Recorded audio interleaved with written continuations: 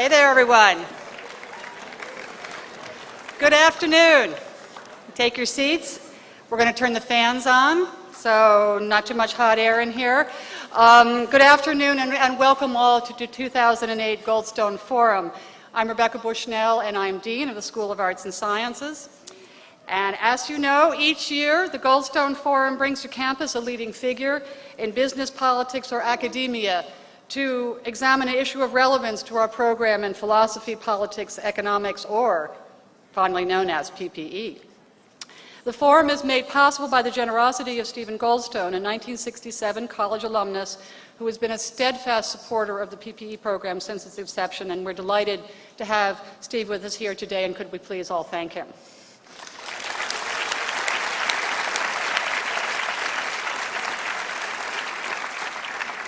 The program's multidisciplinary approach to the analysis of political and economic structures epitomizes everything that we value at Penn in the integration of knowledge. And for this year's Goldstone Forum, we are delighted to have as our guest speaker Stephen Levitt, the Alvin H. Baum Professor of Economics and Director of the Becker Center on Chicago Prize Theory at the University of Chicago. Levitt is a leading microeconomist whose research covers a wide range of topics, including the economic aspects of crime, corruption, and education. He has authored dozens of scholarly articles and is editor of the Journal of Political Economy. Levitt's work has earned him top recognition from his academic colleagues, including the prestigious John Beggs Clark Medal, awarded annually by the American Economic Association to the economist under age 40 who has made the most significant contribution to the field. He's also been elected to the American Academy of Arts and Sciences. But Levitt's work, however, has reached far beyond academic circles to a large lay audience as well. This, of course, is in thanks to the runaway success of his 2005 book, Freakonomics, A Rogue Economist Explores the Hidden Side of Everything. In it, Levitt and his co-author, Stephen Dubner, apply the lens of economics, supported first and foremost by large amounts of data, in considering everyday questions on a wide range of topics from gun violence to campaign finance to baby naming. And the sometimes freakish nature of these questions, such as, if selling crack cocaine is so lucrative, why do the dealers live with their mothers, is what gave the book and Levitt's approach its name. But it's Levitt's answers to these questions, often surprising and controversial, that has garnered the real attention. This way of thinking about the world has drawn extraordinary public fascination. Freakonomics spent 2 years on the New York Times bestseller list and has sold 3 million copies in over 30 languages.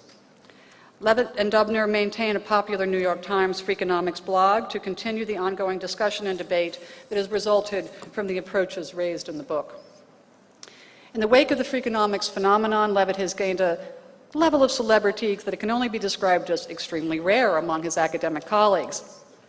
But while some might be surprised to find an economics professor appealing on The Daily Show or being listed as one of Time magazine's 100 people who shape our world, these are really tributes to Levitt's remarkable success in bringing economic thinking into a more public forum. So we are delighted to have this distinguished economist with us today for a talk entitled Beyond Freakonomics. Please join me in extending a warm welcome to Stephen Levitt.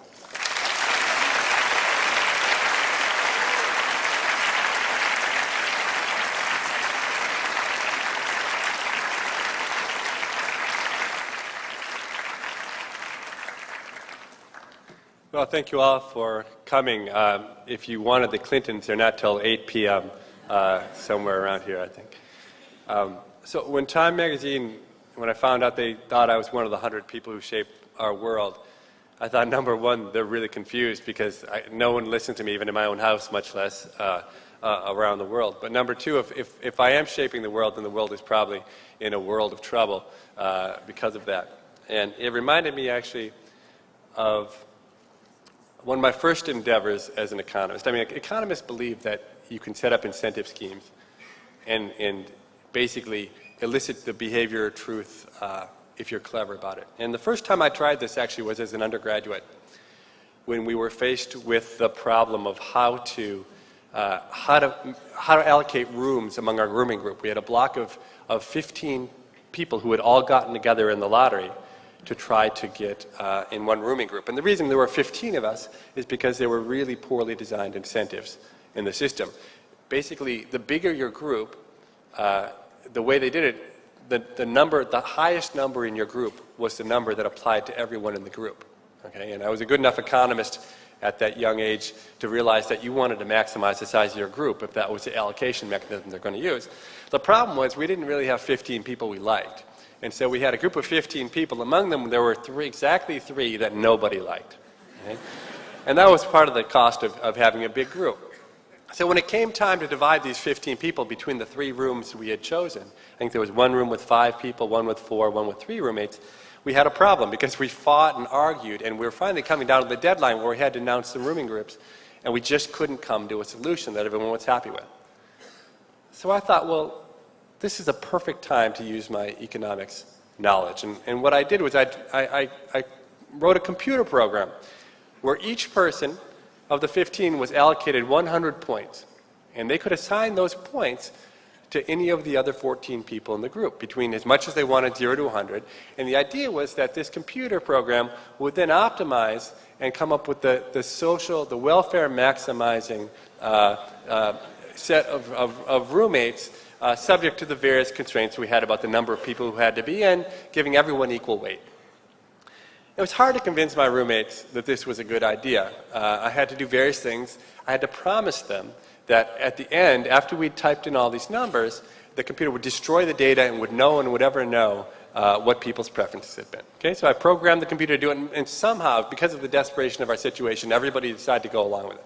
Okay, everyone typed in their data, and I hit the button to see what happened, and I immediately realized when I saw the results that I had lied to the roommates. Because what happened was, it turned out that the algorithm came up with this optimization.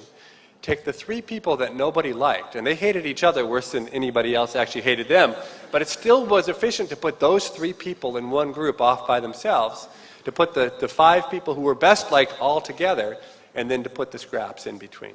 And the thing, it was completely obvious when you saw the results, because everybody knew that the 3 who no one liked, they all knew they hated each other so much.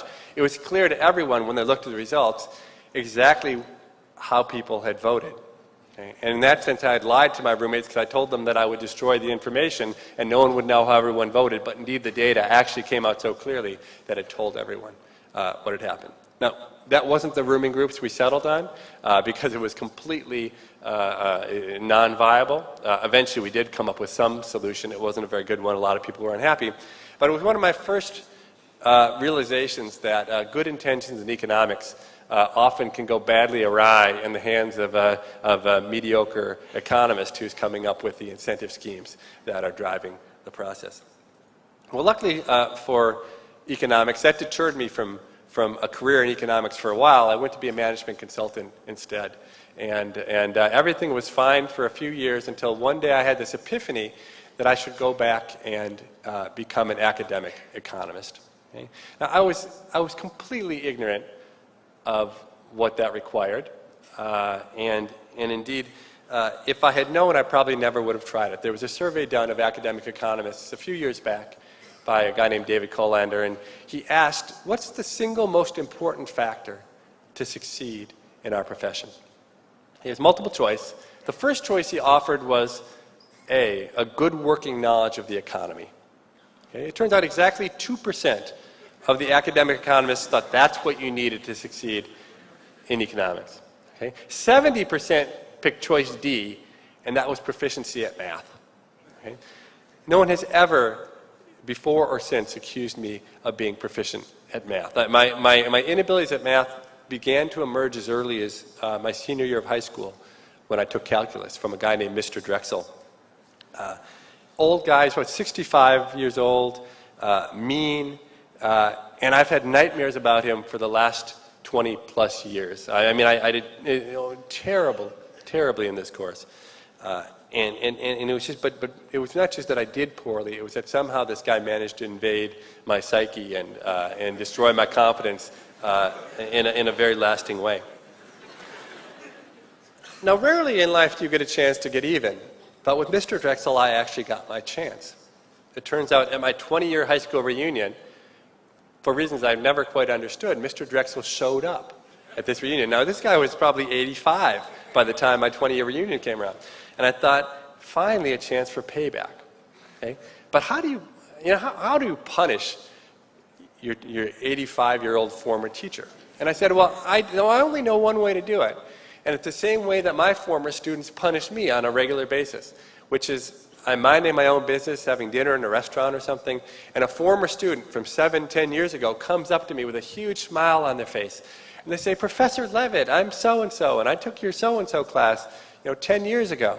And they look at me expectantly. And they want me to say, your term paper was one of the most brilliant I've ever managed to do. And in fact, I really have been disappointed you never went on to publish that. But instead I look at them, I have no idea who they are. I can't remember anything about them. I don't remember, if they hadn't told me, I wouldn't have recognized them. And it's a terrible, terrible feeling. Now, most of my students are pretty nice. And when they see the blank look on their face, they let me off the hook. They move on. Okay, but I decided with Mr. Drexel that would not be the case. Okay, I walked up to Mr. Drexel. I said, Mr. Drexel, my name's Steve Levitt. You taught me calculus 20 years ago. And I left it at that. Okay, and just as I had hoped, he stared at me completely blankly. Okay, and I wasn't going to break this painful silence. I just let it hang there as long as it's going to take. I wanted to see what he was going to say. But after maybe like 3 or 4 seconds, he kind of started to smirk at me. I thought, what does he have to smirk about? This is a terrible situation for him. And he spoke, and he said, did you get a 2 on the calculus AP exam? And I said, as a matter of fact, I did get a 2 on the calculus AP exam. He said, that is the single lowest score of any student I ever taught. I remember you now, and the memories came flooding back to him about how bad I'd been at calculus. Now, I proved that 2 was no fluke when I showed up at Harvard, and before you, I don't know if they do it here at Penn, but before they, in the first few weeks, the freshman week, they give you a battery of tests to tell you what class you should be assigned to. So I took the math placement test, and I got back the results. And the appropriate math class for me, they said, was called Math 1A. Okay, it was the single lowest course they offered at Harvard in math. It was beginning calculus. And I took that course, and I actually got an A in it. Not too surprising. I'd already done all the same material the previous year and failed to learn it the first time. But it's the last math class I've ever taken in my life. Okay, so when I applied to Ph.D. programs, I had absolutely no idea what I was getting into. Okay? And for reasons I still don't fully understand, M.I.T. admitted me to their Ph.D. program. Okay? And it's absolutely shocking. One of the most rigorous Ph.D. programs you'll find anywhere in the country. But I believed in markets then, I believe in markets now, and I kind of thought of this as a market. And I figured, well, if M.I.T. thinks I can do the work, I must be able to do the work. Okay, well, having been on the other side of the admissions process, I realized just how far off base that supposition was, and my optimism lasted, I don't know, about maybe 5 minutes into that first lecture as the professor was writing up on the board these equations. Okay, and they're loaded with all sorts of calculus, and there were D's in these equations, and I remembered enough. Now, of course, I'd worked in consulting. It had been 6-7 years since I'd seen an equation. But I did remember that D stood for derivative, okay, and there were plenty of D's in these equations. But the thing that was throwing me off was that it almost seemed like there were 2 different kinds of D's. Right? There's this one regular D, and then there was like a script D. But honestly, I'd never seen a script D in my life. So in my notes, I've actually looked back in my notes, it was just D, D, D. I just figured it was bad penmanship and it was... But this script D was so persistent that I thought maybe I don't understand what's going on. So I turned to the guy next to me. I said, hey, is there a difference between the straight D and the curly D? He said, you are in so much trouble. Well, he was right. I was in so much trouble. I didn't know the first thing about what I was supposed to know. I was just completely unprepared. And I worked incredibly hard that first semester just to pass my classes. But I mean, it did terribly. It was obvious to me, to my peers, to my professors that I was in the wrong place. That important, a fabulous mistake had been made. So I went back home to Minneapolis over winter break, where my parents were from. And I pondered my fate. I mean, anyone with any sense would have just dropped out and gone back to management consulting. But there's nothing I hated more than management consulting. The thought of having to do that again was just too painful. So I was trying to find some other way around this problem. So I went to my parents and I told them about the quandary that I was facing. And my father, who's not much for inspirational speeches, actually for the one and only time in my life, sat me down and tried to give me an inspirational talk. He said, he's a doctor, a medical researcher, and he said that he had faced the exact same problem I was facing early in his career. He had gone through med school, he had done his internship of residency, and now he was doing his first research fellowship where he did research for the first time. Okay, and the mentor, the man who had brought him to this program, was actually turned out to be quite a famous doctor. He eventually would be the editor of the New England Journal of Medicine, a guy named Franz Ingelfinger. But 2 or 3 months into this research fellowship, this guy pulled him aside. And he said, "Levitt, I'm sorry to say that you just do not have much talent for medical research." Well, my dad was kind of shocked and taken aback. But this mentor went on and he said, "There's one area of medicine that's so devoid of knowledge that even some of your limited talents might be able to make a difference." And my father heartened said, "Well, what area of medicine would that be?" And the guy said, "Intestinal gas." And it's a true story, just in case you don't believe me. It's absolutely a true story. My father took those words to heart. He spent his entire professional career devoted it to the study of intestinal gas. He is the world's foremost medical expert on the topic today. Indeed, when I was in high school, GQ did a big profile of my father, like a 2-page profile, a big picture. The headline said, "The King of Farts," they call my dad. So unfortunately, that's exactly where my dad's inspirational talk came to an end. Okay, but he had a point. He had a pretty good point, which was, if you're not as good as everybody else at doing something, the only hope you have is to be different, right? And my father was able to build a good career by studying something that was so embarrassing and ridiculous that no self-respecting doctor would ever want to have his name attached to it. So I wasn't smart enough to be a real economist, but I was smart enough to know that my dad was onto something. And so if you think about it, really what I've managed to build a career of Freakonomics and whatnot, essentially on like the moral equivalent of the King of Farts. I am the economics answer to the King of Farts. And amazingly, there are a bunch of you here who are willing to hear me talk. Although I'm guessing if my dad came, you would all show up to see him talk too. So maybe it's not that amazing.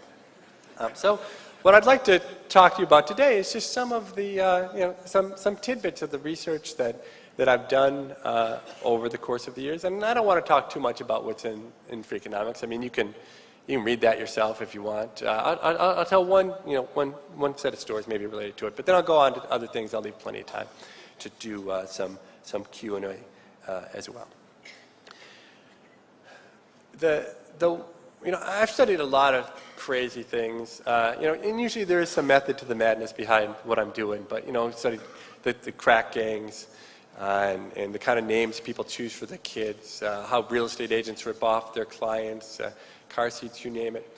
The thing, perhaps my greatest research accomplishment, however, was a paper I wrote that somehow managed to simultaneously offend every single part of society at the same time. And that was this paper on abortion and crime. Okay, and it's the story behind it, actually, I think it's the most telling part of the story actually relates to the media. Okay? So with John Donahue, a professor at Yale Law School, we had stumbled onto this idea which to us seemed pretty plain, pretty obvious. Okay, and the simple idea was that unwanted children are at risk for crime. Okay? If your mother doesn't love you, then a lot of bad things are going to happen to you. One of them is you're going to likely have an elevated chance of being a criminal. And the second piece was that when we legalized abortion, fewer unwanted babies were born. Okay? I think there's almost no doubt about either of those two pillars of the argument have to be true. Okay? Then you put those two together and it suggests when you legalize abortion, there should be less crime. And then it just becomes an empirical question about going to the data and saying how much less crime. And our claim, and I think it still holds up to this day pretty well, is that there's pretty strong evidence, and that we came through from a number of ways, that suggest that it's a pretty big effect. Okay? So we thought this was kind of a neat idea, but but everybody always thinks their own ideas are great and interesting. And I swear, not a month before the story I'm going to tell you, I had given in to the University of Chicago press office. Okay, they always said, oh, we want you to do press releases. Everyone's so interested in your research. And I always had thought it was a complete waste of time and had never done it. But I had a paper on the juvenile justice system that I actually thought was important and could affect public policy and should get an audience. So I spent a lot of time working with them to craft a press release, and they said, we want you to set aside Tuesday and Wednesday, the entire day, to handle the calls from the media. They gave the press release, and I got exactly one phone call from, it was actually, I lived in Oak Park, a little suburb of Chicago at the time, and it was from the Oak Park newspaper that wanted to talk to me about my findings on the juvenile crime. The only call we got from the press release. So maybe a month later, maybe it was 2 months later, I got a call from a journalist at the Chicago Tribune. And she said, I stumbled onto your paper on the University of Chicago Law School website because I'd just given a talk in an academic setting on this paper about abortion and crime. It was a working paper, it wasn't even done. And she said, I'd like to write about it. And I said, well, it's not really done. We're still working on it. If you could just hold off for maybe 2 or 3 more months, we'll put some finishing touches on it, and I'd be happy to give you the first shot at it, right? Knowing that the media wasn't that interested in what I was doing anyway, I wasn't worried about, her being scooped by anyone.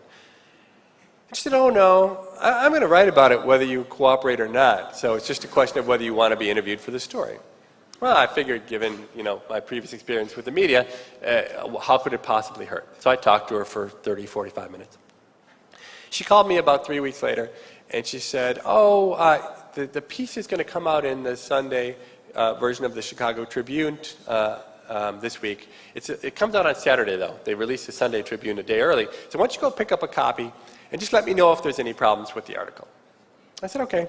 So I go down to the 7-Eleven that Saturday, and I pick up a copy of the Sunday paper, and the headline on the front page in huge letters is "Abortion Crime Linked," it says. I'm like, what?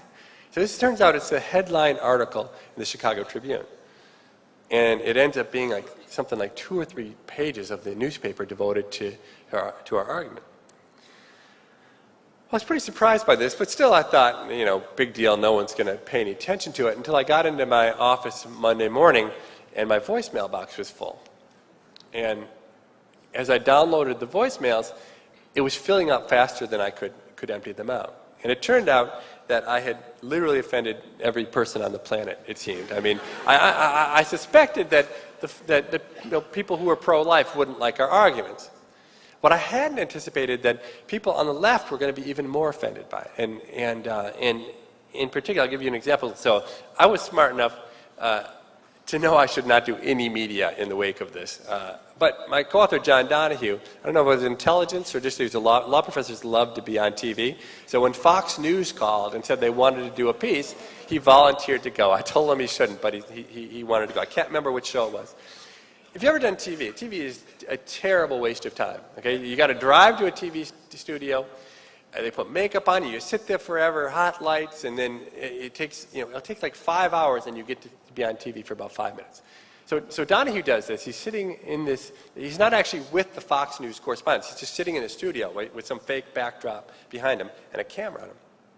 And he's about to go on the air, and the promo leading in to the story about abortion and crime is there are 3 young black men, a bunch of sirens blaring, and then a bunch of 2 or 3 white policemen grab them, slam them up against the wall, handcuff them, and throw them on the ground.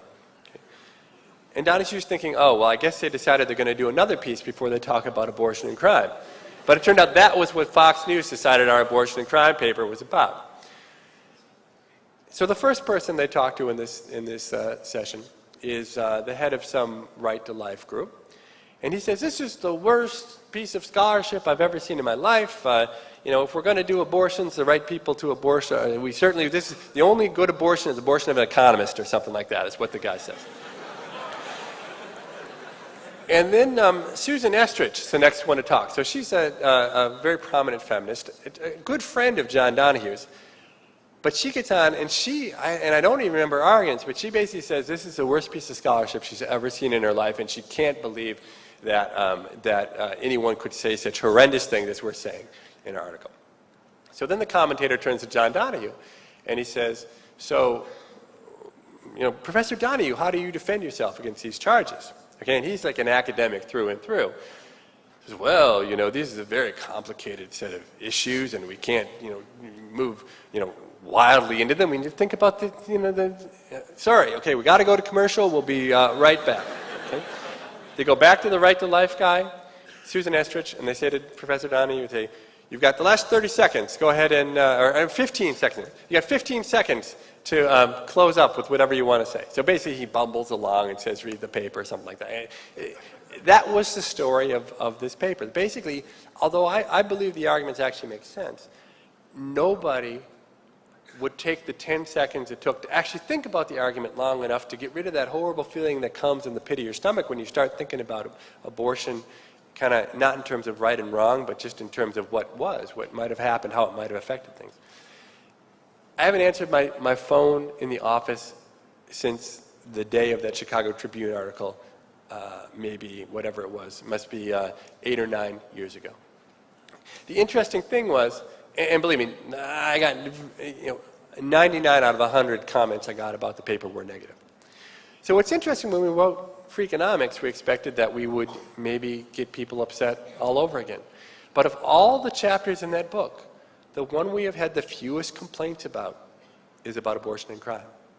Indeed, I have gotten more complaints about one sentence that we wrote about how car seats didn't work any better than adult seatbelts than I got on the entire chapter about abortion and crime. Because it turns out actually in the terms of religiosity and how much people believe in things, in this country people believe more firmly in car seats than they actually do in abortion, I think, for or against. And it was interesting to me because I think what happens in the media, and I don't blame people, I don't blame the media, but what happens in this modern media is almost everybody who says something has a hidden agenda. And so when our results on abortion and crime came out, everybody just presumed that we were, somehow agents of the right or agents of the left, and we were up to no good. But in Freakonomics, by the time you got to that chapter of our book, we had insulted so many different types of people. We had, compared the real estate agents to the KKK, and we had, talked about the crack gang and all sorts of things. That people were just warmed up to the idea that we didn't really have any agenda. We were equal opportunity offenders. We go after anybody who we thought was ripe for it. And once we did that, people were actually willing to listen to our arguments. The real test, though, came when I got a call from Pat Robertson's people at the 700 Club asking me if I would come on and talk about Freakonomics. Okay, I had a press person in charge of publicity at the publisher who thought any publicity was good publicity. I mean, she's not a very good economist. She had no sense of the value of my time. So she would tell me that I should drive to Milwaukee to do a book reading, because it was only 3 hours away from Chicago, and we would sell at least 20 books. Okay? And so I actually brought her to tears when I told her that rather than go to Milwaukee, I was just going to write her a check for something like $300, which was HarperCollins' share of what they'd earned from that book signing, and I just wasn't going to do it. And she actually cried, and she tattled to me, to the president of HarperCollins, who called me and said, I know you're right, but next time just say you're too busy, because it demoralizes the troops when you give them economic argument about what you shouldn't do.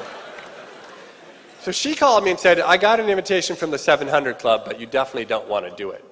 Okay? So I don't know if you know, 700 Club is a conservative Christian kind of news show. But I actually wanted to do it. I thought we could have an interesting dialogue. So I went down to do this show, and again, I was sitting not with Pat Robertson face to face, but in a studio.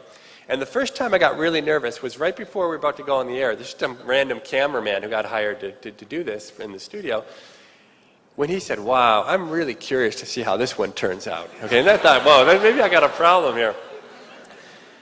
So they came on, and Pat Robertson starts asking me questions. He says, so you've done this research on gangs and drugs, and what did you find? And I said, well, I found that the people who work in the gang are actually not making a lot of money. They're making roughly minimum wage. They have high death rates. It's really a terrible job. He said, yeah, I always knew that the wages of sin were not high and that God will punish those who don't follow the virtuous path. And then he said, well, what about just real estate agents? And I told him my results on real estate agents and how the incentive schemes that they face lead them to not do the best for their clients. He said, to the people in the audience, you must be so careful. Your house is the most valuable thing that you own, and you can't be fooled and tricked by evil people who are going to take your money, and you've got to be very cognizant of these issues that Professor Levitt is talking about. Okay, we went from subject to subject, and each time he gave me the easiest question in the world, and then he complimented me and worked it into his view of the world after I answered it. So finally he said, so you've done some research on abortion. Would you like to tell our audience about that? So I gave him my 30-second spiel, and there was this long pause, and then he said, so what you're really saying is that Mayor Giuliani and Police Commissioner Bratton do not deserve the credit for crime going down in New York City? And I said, I absolutely agree with you on that. He says, I always thought they were better marketers than they were crime fighters. I'm so glad to find out that your data validate that belief that I've always had. And then he held up the book and he said something like, I don't really understand this title, Freakonomics, but I tell you, this is the best summer beach read you're going to find. And I encourage all of you to go out and buy this book, and you're going to really enjoy it. So there was indeed this meeting of the minds between myself and Pat Robertson, and I felt pretty good about it until as I watched the replay, they went to commercial, they came back, and after they came back, he was sitting in a chair, and he told his audience that the single most important thing that they could be doing with their lives was fighting the teaching of evolution. That was the biggest evil that we had in society, and it was the most important they could do was to work with their school boards not to let evolution be taught. And then I thought, well, maybe we don't see eye to eye on every issue, but at least we see eye to eye on the important ones, like Freakonomics. So let me change gears and tell you about some different research, and I think it actually relates to those of you in the PPE program, because it gets to the question about whether people are good or bad. And it's a question that economists generally don't ask very much, because most economists start with a worldview that the driving force behind economic behavior is self-interest. It might not be the only thing working, but it is. When we write down our models, we typically write down models that have rationality. But I don't like the word rationality. I think self-interest is a better way to think about it. It doesn't make economists very popular with the rest of the world. And most people in the world like to think people are good. They do the right thing. They care about other people and react accordingly. Now, a renegade set of economists now 20, 30 years ago wanted to challenge that fundamental assumption. And they wanted to do it with data, empirically. So how do you do it? It turns out in the real world, it's very difficult to determine whether people are altruistic. Certainly people give money to charity, but oftentimes when they do that, at the end of the day, you put their name on a building, right? So this auditorium, I don't know if this auditorium's named, but a lot of auditoriums are named, right? It's hard. Oftentimes you do nice things to people because you hope they're going to do something nice to you in the future, right? That you're doing it for reputational purposes, not because you truly care about the other person. Okay, so it's a hard question. But what about the lab? Economists don't usually go into the lab. And economists don't do a lot of experimental studies. At least they haven't until recently. Psychologists have, but economists typically haven't. But this seemed like a perfect kind of subject to go attack in the lab. And so the way these first economists did it were to play simple games. And the simplest of them all is called the dictator game. Let me explain to you how the dictator game works, and we're going to play it, so pay attention so you know how to play. Okay. You bring two students, usually, into the lab. They're never going to meet. They come in different doors. They don't know who each other are. They're going to play exactly once. There's no long-term reputation or anything. And what you do is you randomly assign one student to be the dictator, and then there's a second student who's just going to sit there and wait for the dictator to boss them around. So I don't even know if they have a name. They have no role except to just take the punishment or the rewards the dictator gives them. Okay? They're each given, say, $10 for showing up to the experiment. And the dictator is given an additional $10 and is told you can either keep this $10 or you can give as much or as little as you want to the other person in this other room, and that's the end of the game. You'll keep what you didn't give away, they'll get what you did give away. You both leave through different doors, you'll never know what happened. Okay? So think about that. Let's say you were brought in this experiment and you were the dictator and you had this $10 to give away. How much of that $10 would you give away? So anyone give 10? That's interesting. In a group, I've done this 5, 7 times in the past. A group this size, you always get one mother. Maybe I can't see through the lights. There's usually one Mother Teresa type who's always willing to give away all the money. Now, it turns out in the lab, nobody ever gives away all the money.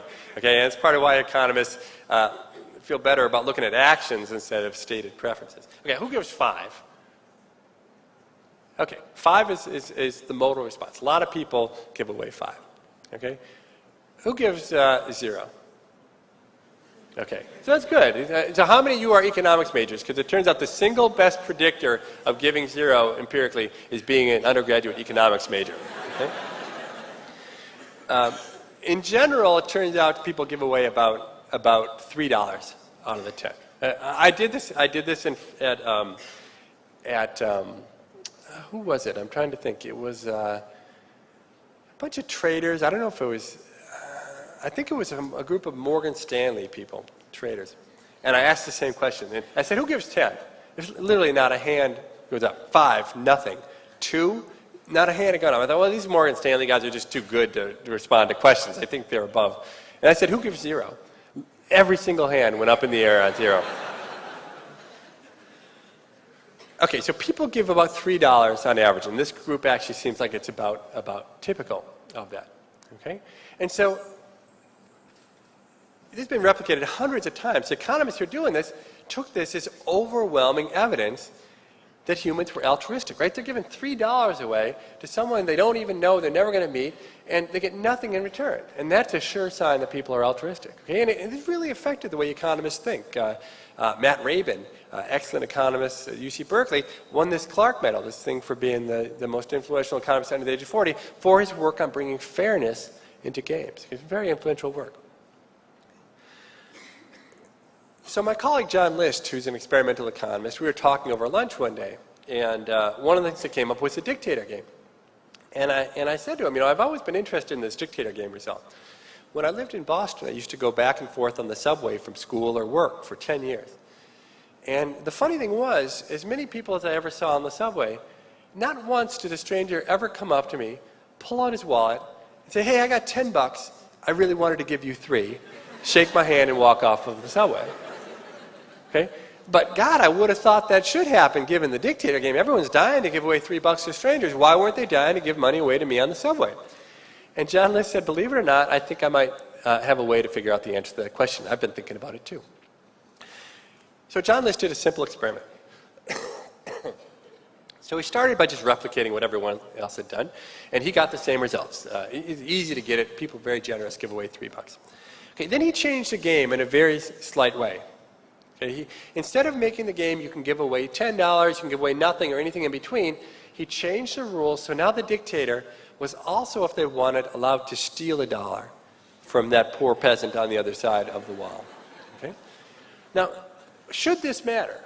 Well, the answer is no, it really shouldn't matter very much at all, because only about 5 or 10% of all the people who play that original game want to give 0. Okay? So everyone else prefers to give some positive amount. So if I prefer to give a positive amount to giving 0, I almost certainly prefer to give a positive amount to stealing $1, right? So if there's any sort of continuity in preferences, it shouldn't affect anyone's behavior. Okay, but it turns out it did. That when he changed these rules a little bit, the giving went from almost nobody gave 5 anymore. The most popular answer now became to give 1 or 2. A lot of people gave 0. And predictably, all the undergraduate econ majors, they stole that $1 from the person on the other side. Okay, but the giving went from about $3 out of 10 down to about $1 from this little change. Okay, well, John List didn't stop there. He said, well, let's keep on going. Now we'll make the game. We can give away 10, nothing, or if you want, you can steal the entire $10 from the person who showed up at the experiment. Leave them with nothing. So what do you think happened now? What do you think would happen? I would have guessed that people would, on average, take 5, right? Because you work with the life. Well, I take 5. Well, I could have taken the whole $10, but I left him with 5, so I'm not such a bad person. Well, I would have been wrong, because when he actually ran the experiment, it turns out the single most popular answer from the same sort of undergrads that were giving the money away was to steal the entire $10 from the person on the other side of the wall. Okay? An amazing result. But I think it tells you what's at work. And the right model to have here is the following. That these were never really experiments about altruism to begin with. That people, when they make decisions, they care something about their financial wealth, and they also care about how they're perceived by others. Okay, or some moral, or by themselves, some kind of moral cost. There's a moral cost and there's a sort of wealth cost, or financial cost. And what people are doing in this game, whatever the version is they're saying, essentially more or less, what's the least amount I can give away without looking like a total jerk in front of this experimenter, right? You got somebody like me standing over you in a white lab coat recording every action you take, and you don't want to look like a jerk, okay? So when the game is from 10 to 0, a lot of people think they have to give away, at least 2 or 3 so they don't look like a jerk. When the game is 10 to -1, suddenly 0 looks pretty attractive because you're just not doing anything, you're not stealing. But when it comes to 10 to -10, the undergraduates are thinking, wow, I could not look like a jerk, or I could look like a jerk and I could walk out with $20. Okay? And it turns out the price of not looking like a jerk in front of the experimenter is somewhere between $10 and $20 for a lot of people. And so for $20, you're willing to look like a jerk. For $10, you're not. Okay? John List's true genius, though, comes out with what he did next. Okay? The exact same game. Okay? But it turns out that in addition to the experiment he was doing here, he had another experiment that involved a randomization of a direct mail campaign. Okay? So he needed people to stuff envelopes. So he called a bunch of students in to do this experiment. And unfortunately for them, before he would let them do the experiment, he surprised them and he made them stuff envelopes for an hour to earn their $10, which they thought they were going to get easily from doing this experiment. So these poor kids stuffed envelopes for an hour, and then he had them play the dictator game. Okay, and he had them play the version that goes from the 10 to stealing the -10. And what's amazing is that in this last leg of the experiment, over 90% of the students chose 0. Okay? That essentially John List managed to replicate what I had seen on the subway by finally getting an experiment that kind of felt a little bit like the real world. Because in the real world, people work hard for their money, they know other people work hard for their money, and they more or less leave each other alone. Okay? And that's what John List was able to get from this experiment in the end. So what does this mean? Well, I wish I could say that it told us a lot about human nature. I think it doesn't actually tell us very much about human nature. What it tells us about human nature, I think, is that people make trade-offs. They make trade-offs between wealth and between morals, and depending on the circumstances, the situation, how much they're being scrutinized, what's at stake, they make different decisions. I think mostly what it tells us is that for 20, 25 years, 8 or 10 economists who had devoted their life's work to studying this game had been fundamentally misinterpreting their own results. They'd just been completely missing the boat, thinking that this research was about altruism, when really it was about something completely different. And I think it's interesting. A lot of what the work I try to write about is about how people get conventional wisdom. The conventional wisdom gets it wrong. And this was a case where it shows that economists are just as likely to fall prey to these kind of mistakes as anybody else. So ultimately, I don't think it, while it might crush the Nobel hopes of these 20 economists, that I think that this research John List did, more what it tells us about than whether people are good or bad, it tells us about how careful you need to be. While the lab might seem to be the gold standard for doing research, even that can lead you astray. Now, as I've already intimated, a lot of people don't like me. Hate me, really. The abortion stuff. I said sumo wrestling was corrupt, and I offended an entire country when I did that. I've written about the names people choose for their children, the real estate agents. So one day about a year ago, when I got a letter in the mail that was written in pencil, in all capital letters, there was no return address, and in the bottom corner of the envelope, it just said, "Very important." And I looked at this thing, and I thought about how many people hate me, and the word that came to mind was anthrax. So I called my wife over, and I said, "Hey, Jeanette, would you mind opening this envelope for me?" And she did, and I'm pleased to announce that there was no anthrax inside of this envelope. Instead, all it said was, John List is wrong. Okay? And I eventually was able to trace this letter. I had made one of the dumbest decisions I probably ever made in my life, which was I had told this John List story to a group of alumni of Teach for America. Okay, so these are people who've just spent 2 or 3 years of their lives devoted to helping the poor inner city kids. And I basically got up and said, oh, well, in fact, people aren't really altruistic. They're just following their own self-interest in a thinly veiled way. Well, anyway, I definitely made an enemy that day because that person had sent me this letter. Okay, and all it said was, John List is wrong. Okay, but tucked in with this note was a $20 bill.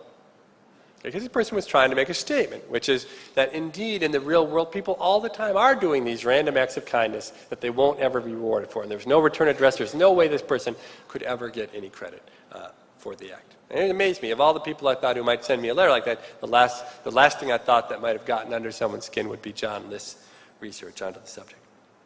So probably the most important thing I have to say all day, and if you have paper and pencil, you might even want to take the time to write this down.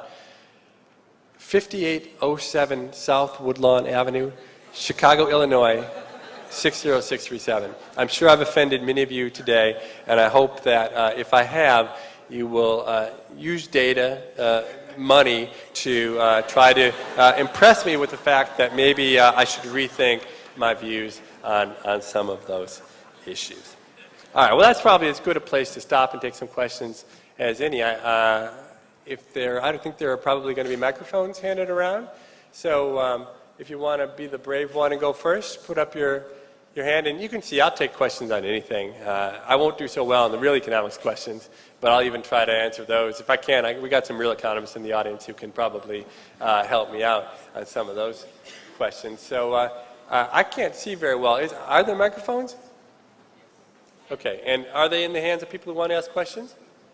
There is somebody up front, I think, who wanted to. You want to ask a question? Yeah, so here comes the microphone right up front here.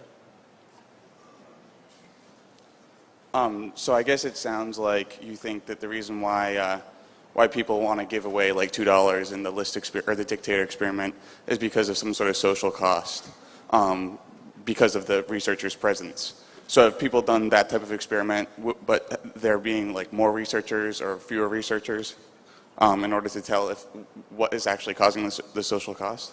Yeah, so that's a great question. Let me just restate it in case people couldn't hear. So the question was, if the scrutiny is what makes you want to give away the money, then what happens if you manipulate the scrutiny in these experiments? Okay, and it turns out there have been literally 100 variations on the dictator game. And all of them have been of the kind of nature you're talking about, in which you vary different things.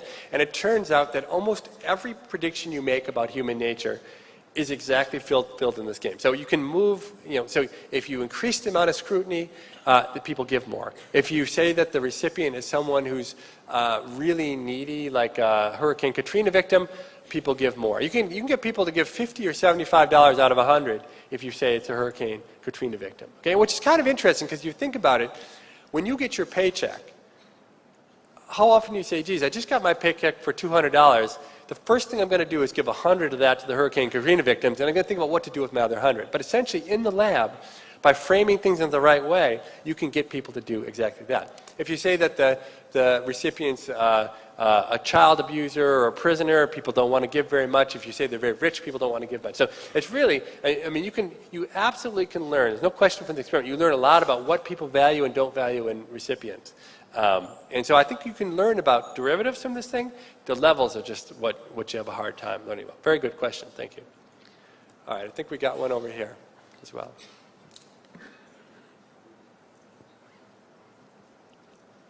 Hi.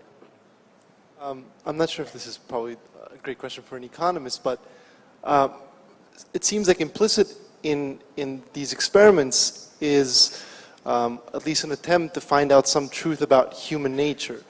Now, do you think that human nature is some sort of intrinsic thing that we're born with and that we're doing more and more to find out about, or is it something that is essentially primed or is something that's variable? And do you think that we can really ever find out something and pin something concrete down to human nature? Right. So that's, I mean, that's far too profound a question for me to give a good answer to, but I'll give you, how about I give you a bad answer instead? So how would you test? One way to test whether human nature is sort of inborn and innate, one way you might think about it is, you might say, well, let's look across different cultures. And maybe you want to play the dictator game or the equivalent across 75 different cultures and see. And if you always found that people played it the same everywhere, that would at least be a hint that things are more innate. But if you found that people played it differently everywhere, you know, in different places, you might think different. Well, it turns out if you play these sort of simple lab games on almost any US population, any European population, people play it very, very similarly. Okay, but some very clever economists and anthropologists, Herb Gintis is, at UMass Amherst is the one who instigated this. And so it turns out that Herb Gintis decided that a great idea would be to take these games and to play them in indigenous groups across the world, groups that had had very little contact with the modern world. Okay, and so the way anthropology works, as far as I can tell, is if you, what anthropologists do is they go and what some anthropologists do, is they go and find an indigenous group that lives in Indonesia or in the Amazon somewhere. They learn their language, they make this huge investment in understanding the culture. They write a book, okay, to try to get on the academic track, and then they don't know what to do next, right? It's too much work to start over, but they got to do something. Okay, so surprisingly, as hostile as I might have thought these anthropologists would be to these sort of things that economists do, when they got approached by Herb Gintis and were told that he would teach them how to play these simple games, and they could go out and do game theory in the field, they wanted to do it. Okay, so they went out and did it, and it's absolutely fascinating. So it turns out that you get completely different results when you play these games in different groups around the world. Okay, and the results are superficially very, very surprising. So they didn't actually play the dictator game. They played one called the ultimatum game, which is like the dictator game, except that after the dictator makes the allocation, the recipient can either accept the allocation or can turn it down, in which case everybody gets zero. Okay, so what economists kind of think the right answer should be is that the person who's giving away the money gives some paltry amount, like $1 or a dime or a penny, and the other person says, okay, well, a penny's better than nothing, and accepts it. Okay, that's not how the game gets played in the real world, though. People rarely offer less than about $3, and people will turn you down if you only offer $1 or $2.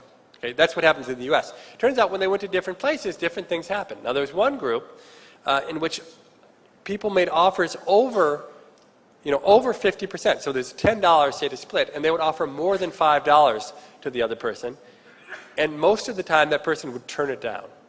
Okay, so it's completely perplexing to our mind, but it turns out that that was a competitive gift-giving society, okay, in which if you gave someone a gift today, you were morally obligated to give them, if you received a gift today, you were morally obligated to give back an even nicer gift to them in the future, okay? And so in the context of that society, giving gifts, it was kind of a burden to receive a gift, and people didn't want to. Now, never mind this game was a one-shot game, it shouldn't have happened, okay? On the flip side, there was a group, I think they're called the Orne, in which they have been described, but to me by Herb Gintis, as a really mean group of people, very selfish, always fighting amongst each other. And the story he told me that typified their society was they always wore traditional garb until blue jeans came around. And then they immediately adopted blue jeans. Okay? And he said the reasons they liked blue jeans so much is they had really deep pockets. Okay? So it meant that you could go out and hunt for small animals the way they did. And you could stuff them into your pockets, and no one else in the village would know you had them, so they wouldn't come bothering you and trying to get you to share them. Okay? Anyway, in this game, people gave very low offers, and almost no matter what you offered, the other person would turn it down and say it wasn't fair. So now let's go back to this question. What does this teach us about human nature? Well, I'm not sure it teaches that much about human nature. I think it teaches a lot about lab experiments, though. What it teaches me about lab experiments is what you think a lab experiment does is put all the control in the hands of the experimenter, right? You get to set all the rules. You turn one dial. You see how that changes things. What you learn is that people bring their context with them into the lab. Okay? And so people play these games like they live society. They use the same rules of thumb they use in the real world, even when those rules of thumb might not be appropriate. Like this was not a repeated game, but people played it like it was. So I think this tells us let me stretch, but I think it tells us that human nature, by no means is it fixed. That different societies, people behave very differently, and that hints to me that there's something malleable about human nature, and I think it makes sense, right? That you think about what society, what you think schools are trying to do is to teach you how to read and write and whatnot, but they're also trying to teach you how to think and how to build morals and virtue and whatnot. Although I think that less and less, the more you put high-powered incentives on passing some minimum standard for doing reading and arithmetic, the less you expect optimizing teachers to spend teaching you morals and values, right? When you have what's called this multitask problem, and you only incentivize one task, you expect effort to shift to a different kind of task. And it's a case where you might be worried about what the effective incentives are. Okay, another question do we have? Here's one.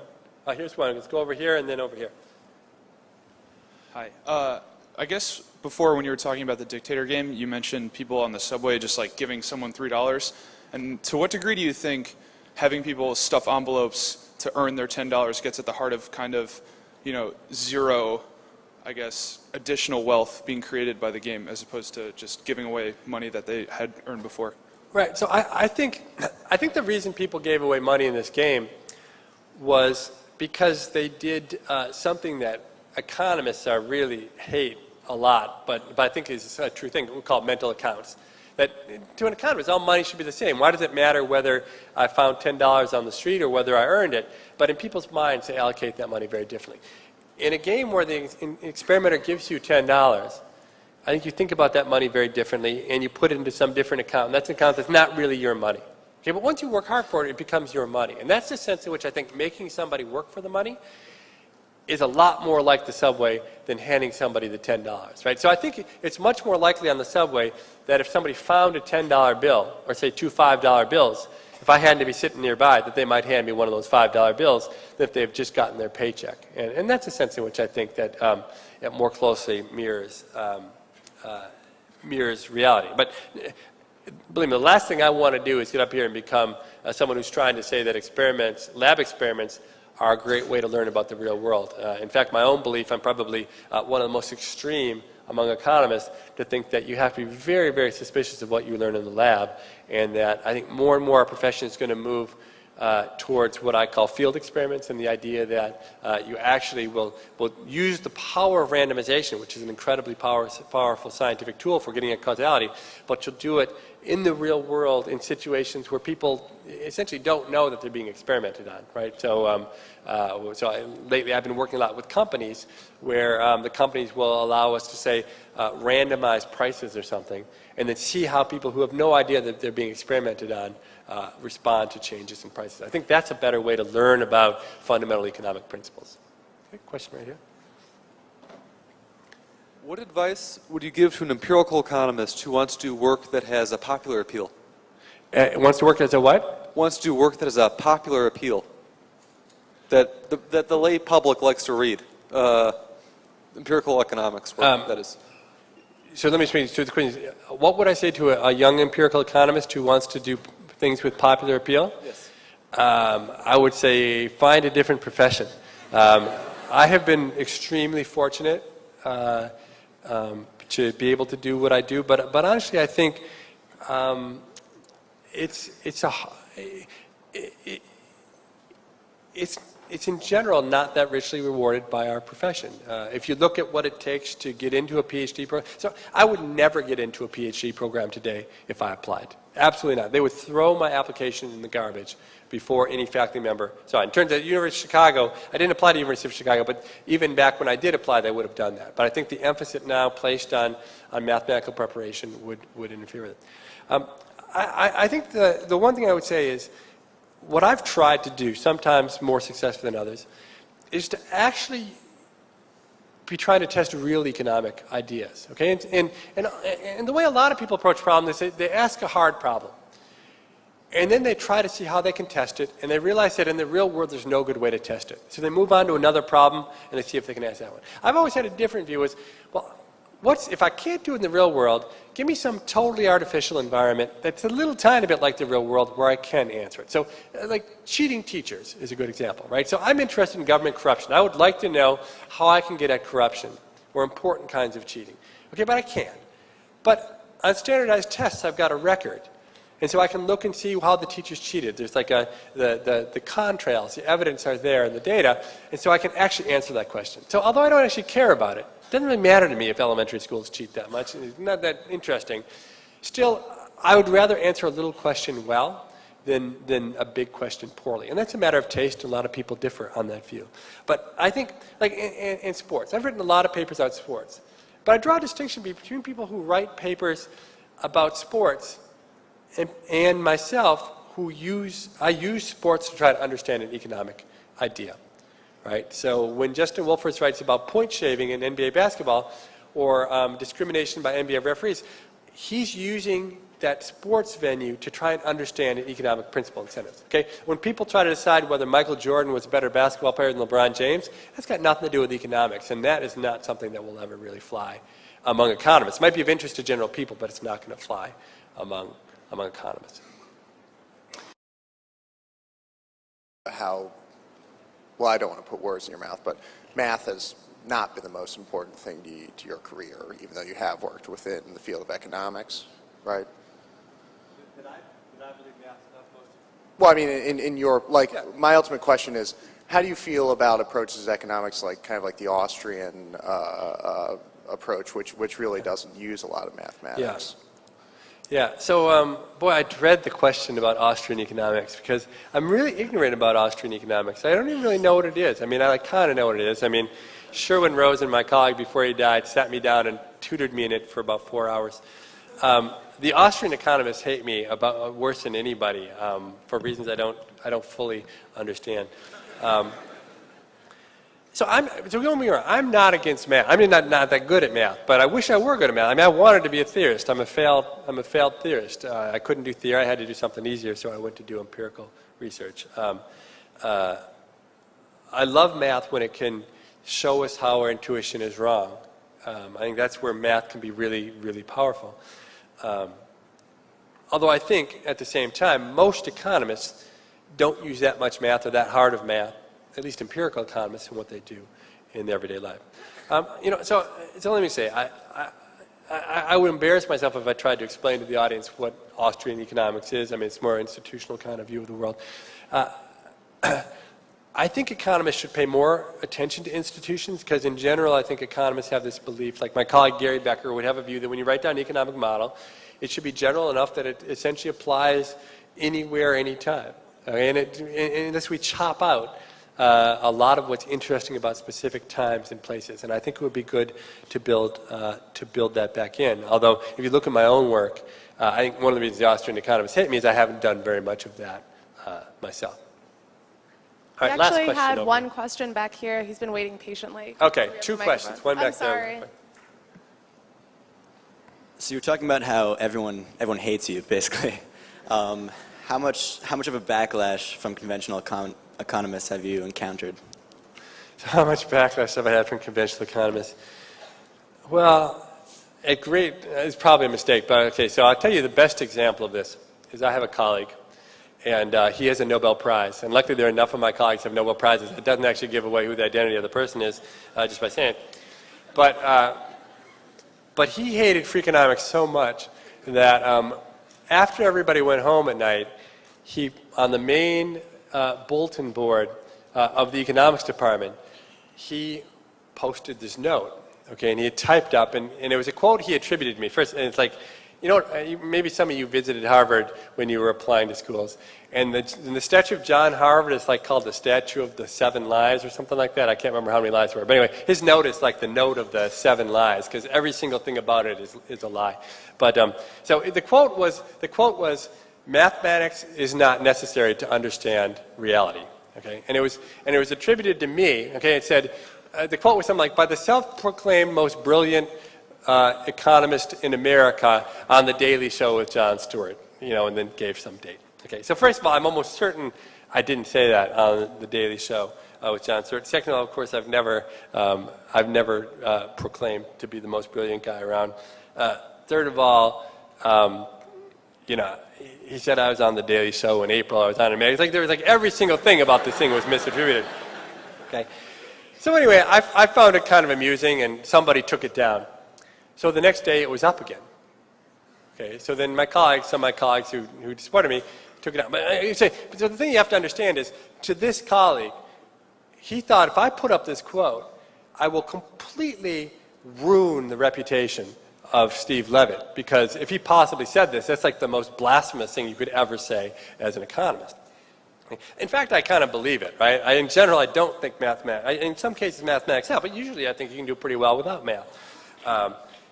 Anyway, literally 15 times, this note got ripped down, and the note went up again. Okay, and the only time it finally stopped is when another of my colleagues, Roger Myerson, who just won the Nobel Prize this year, Roger Myerson writes on this thing, his long handwritten note.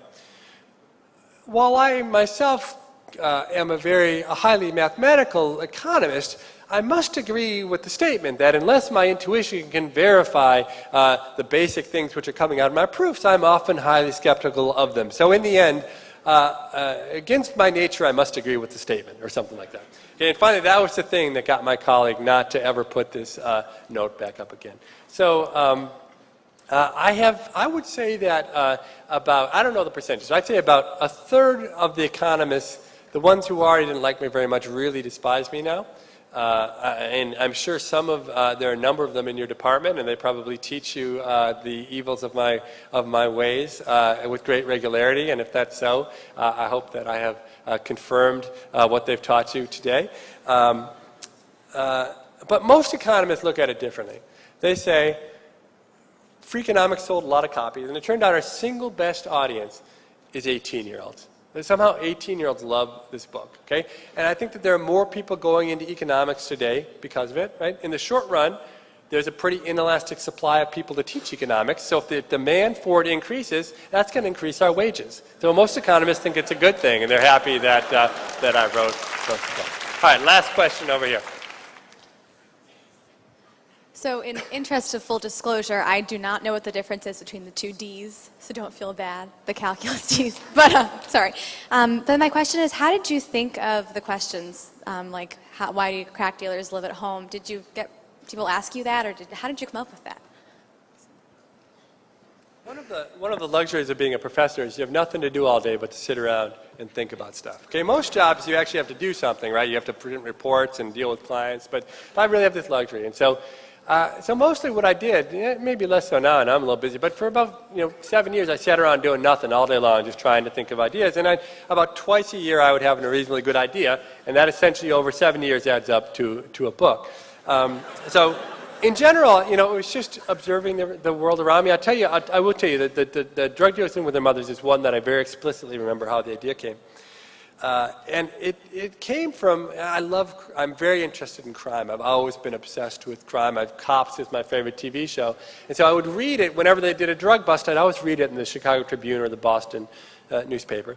And what always struck me about these arrests is that they'd say how they seized, $1 million and that this drug trade was doing like $75 million in sales a year, and then they'd list the address of the person, and it would be like in the poorest neighborhood in the city. And I knew from the mob, like the Italian mob in Chicago, they didn't live in the poor parts of the city. They moved out to the very fancy suburb, and they lived in $1 million homes. It just never quite struck me as reasonable that these big-time drug dealers would be living at home with their moms. And so then when I met Sudhir Venkatesh, we actually get the data. But that's what inspired me, was just like seeing something simple around.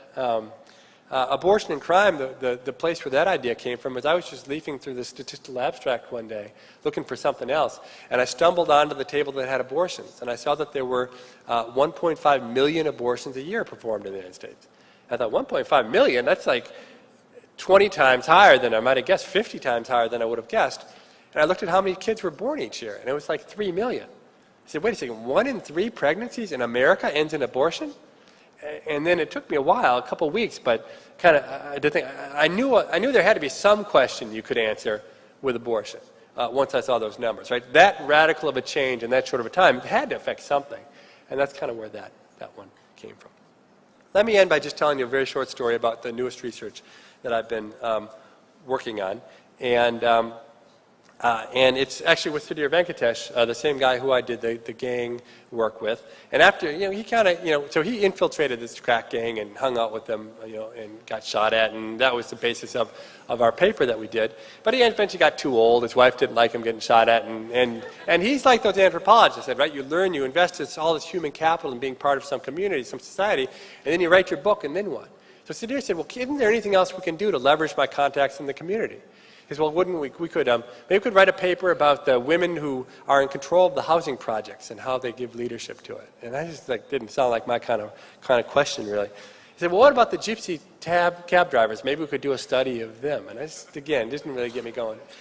He said, well, I've gotten to be friends with a bunch of pimps and prostitutes. What do you think about that?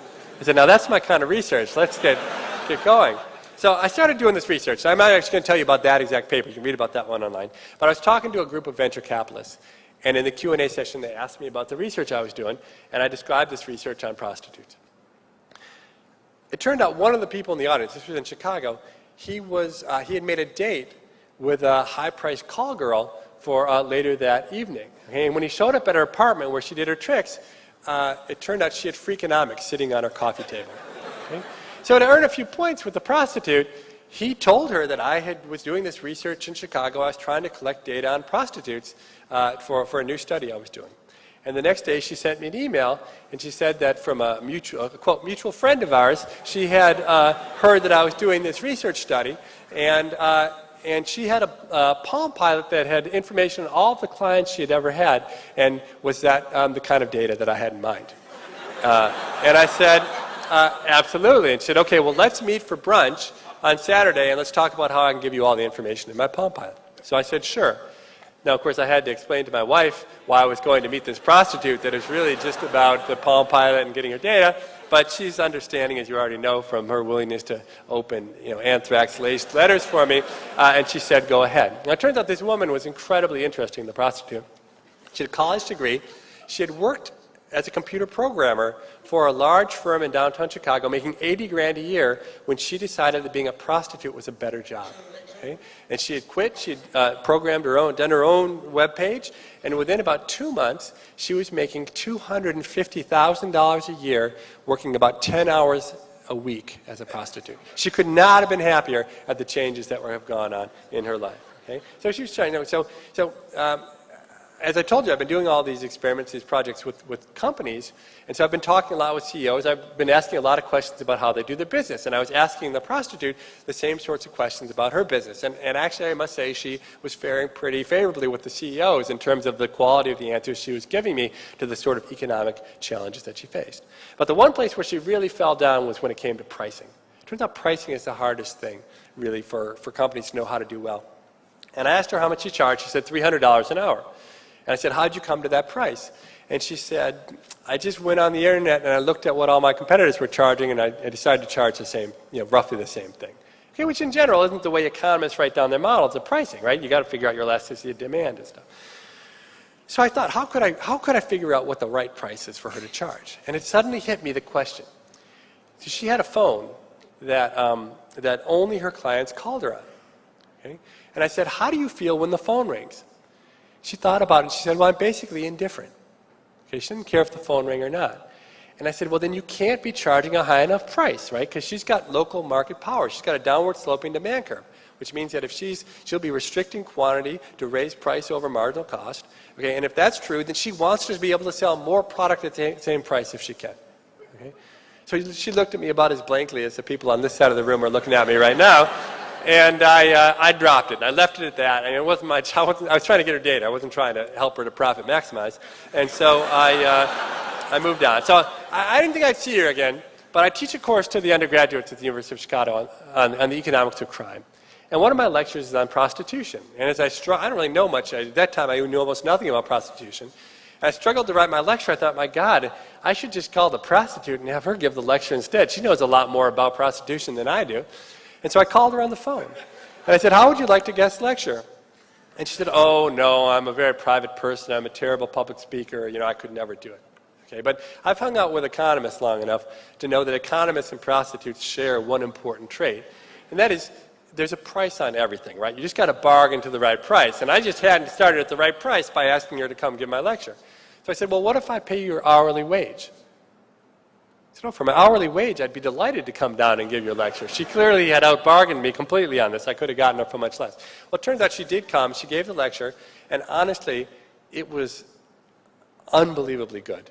A third of my students, I asked my students what they thought of it, and a third of them said it was the single best lecture they had seen in their entire 4 years at the University of Chicago. Okay? It's kind of a sad statement about what my colleagues and I are doing in the classroom, but I had to concur. It was better than any lecture I have ever given anywhere. Now, part of her lecture had some Q&A, and one of the students asked her how much she charged, and she said, I charge $400 an hour. Okay? And I became furious, right? Because in our bargaining, I was trying to be delicate. And I didn't say, we didn't talk about price. I just said I would pay her her hourly wage, which I knew to be $300 an hour. Okay? And I'm thinking, you just cannot trust a prostitute at all. She's lying to the class to get an extra $100 out of me. Okay? And it's not like this has come out of a research grant. Like I can't go to the National Science Foundation and say, hey, I'm too lazy to teach my own class, so I'm going to use $400 to pay a prostitute to come in and teach it for me, right? So I'm sitting over the side of the room, and I'm absolutely steaming about how I've been cheated by this prostitute. And the next student raises their hand and says, well, how did you choose $400? And she turns at me, and she's the prostitute, she's a big beaming smile on her face, and she said, well, when I was with Professor Levitt,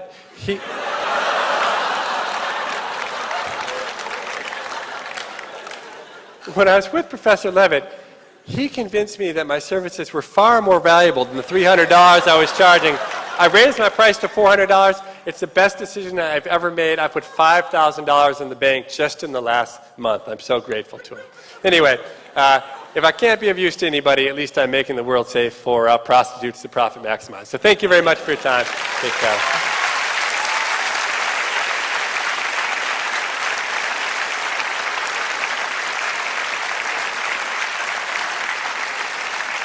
Thank you so much, Stephen. That was certainly an enlightening lecture. I also just want to take a chance also to thank Christina Bicchieri and Samantra Sen. Christina, the director of the PPA program, Samantra, the associate director, for organizing this lecture. And please do join us at a reception afterwards. And thanks for coming.